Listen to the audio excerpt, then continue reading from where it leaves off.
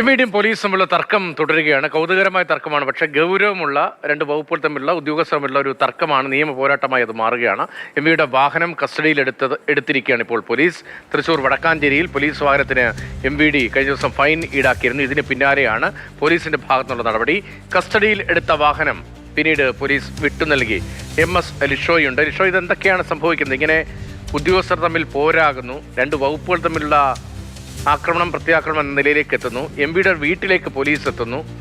MVD ആദ്യം police വാഹനത്തിന് fine അടിക്കുന്നു. ഇക്കാര്യത്തിൽ ഉന്നത ഉദ്യോഗസ്ഥരാരും ഇടപെടുന്നില്ല, അല്ലെങ്കിൽ ഈ തർക്കം ഇങ്ങനെ കണ്ട് ആസ്വദിക്കുകയാണോ? ഉന്നത ഉദ്യോഗസ്ഥരും ഇതുമായി ബന്ധപ്പെട്ട കാര്യങ്ങളിലൊക്കെ തന്നെ അറിയുന്നുണ്ട്, പക്ഷെ ആരും തന്നെ അതിൽ ഇടപെടുന്നില്ല എന്നുള്ളതാണ്.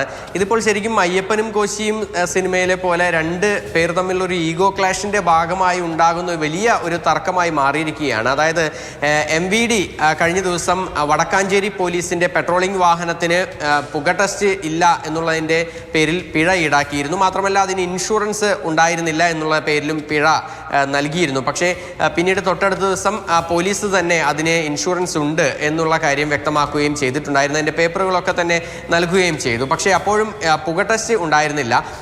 ഈ ഒരു വിഷയത്തിൽ അതിനുശേഷം ഈ ഒരു ഫൈൻ ഈടാക്കിയതിനു ശേഷം മോട്ടോർ വാഹന വകുപ്പ് ഉദ്യോഗസ്ഥൻ ഇത് മാധ്യമങ്ങൾക്ക് നൽകിയതാണ്. ഇതിൻ്റെ വിവരങ്ങൾ മാധ്യമങ്ങൾക്ക് നൽകിയത് പോലീസിനെ സംബന്ധിച്ച് അവരുടെ ഒരു വകുപ്പിനെ സംബന്ധിച്ചിടത്തോളം അത് കളങ്കമുണ്ടാക്കുന്ന ഒരു കാര്യമായാണ് അവർ കണക്കാക്കിയത്. അങ്ങനെയാണെങ്കിൽ തങ്ങൾക്കും ചില കാര്യങ്ങൾ ചെയ്യാനുണ്ട് എന്ന് പറഞ്ഞുകൊണ്ട് പോലീസ് ഈ മോട്ടോർ വാഹന വകുപ്പ് ഉദ്യോഗസ്ഥനെതിരെ കേസെടുക്കുകയാണ് ഉണ്ടായത്. തങ്ങളുടെ ഔദ്യോഗിക കൃത്യനിർവഹണം തടസ്സപ്പെടുത്തി എന്ന പേരിൽ ജാമ്യമില്ലാ വകുപ്പ് പ്രകാരം മോട്ടോർ വാഹന വകുപ്പ് ഉദ്യോഗസ്ഥനെതിരെ വടക്കാഞ്ചേരി പോലീസ് കേസെടുത്തു. പിന്നീട് മോട്ടോർ വാഹന വകുപ്പ് ഉദ്യോഗസ്ഥൻ ഈ കേസിൽ അറസ്റ്റിലാകാതിരിക്കാൻ ഒളിവിൽ പോയി. അതിനൊക്കെ ശേഷമാണ് ഇപ്പോൾ വീണ്ടും പോലീസിന്റെ ഭാഗത്തുനിന്നും അടുത്ത നടപടി ഉണ്ടായിരിക്കുന്നത്.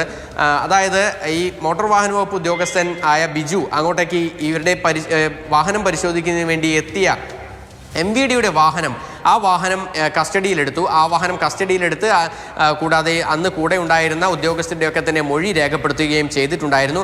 കസ്റ്റഡിയിലെടുത്ത് അതിൻ്റെ കസ്റ്റഡിയും അതുമായി ബന്ധപ്പെട്ട കേസിൻ്റെ മറ്റ് രേഖകളിലുമൊക്കെ തന്നെ ഉൾപ്പെടുത്തിയ ശേഷം വാഹനം വിട്ടു നൽകി. എങ്കിൽ പോലും ഈ രണ്ട് വകുപ്പുകൾ തമ്മിലുള്ള ശീതയുദ്ധം ശീതയുദ്ധമായിരുന്നു. അതിപ്പോൾ പ്രത്യക്ഷ യുദ്ധത്തിലേക്ക് വരെ മാറിയിരിക്കുകയാണ് കാര്യങ്ങൾ. രണ്ട് വകുപ്പുകളും അവർക്ക് ചെയ്യാൻ കഴിയുന്ന നിയമപരമായ കാര്യങ്ങൾ ഇപ്പോൾ ചെയ്തുകൊണ്ടിരിക്കുകയാണ്.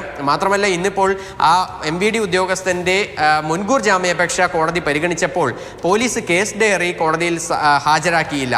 അതോടുകൂടി ഈ കേസ് പരിഗണിക്കുന്നത് ഈ 2 ദിവസത്തേക്ക്, അതായത് അടുത്ത വർക്കിംഗ് ഡേയിലേക്ക് തിങ്കളാഴ്ചത്തേക്ക് മാറ്റിയിരിക്കുകയാണ്. അതായത് ഇനി തിങ്കളാഴ്ച വരെ ഈ MVD ഉദ്യോഗസ്ഥൻ ഒളിവിൽ കഴിയേണ്ട ഒരു സ്ഥിതിയാണ്. അതേസമയം പോലീസ് അവരുടേതായിട്ടുള്ള നടപടികളുമായി മുന്നോട്ട് പോവുകയാണ്. ഇരു വകുപ്പുകളും തമ്മിലുള്ള തർക്കം അത് മറ്റൊരു തലത്തിലേക്ക് കൂടി ഇപ്പോൾ കടന്നിരിക്കുകയാണ്.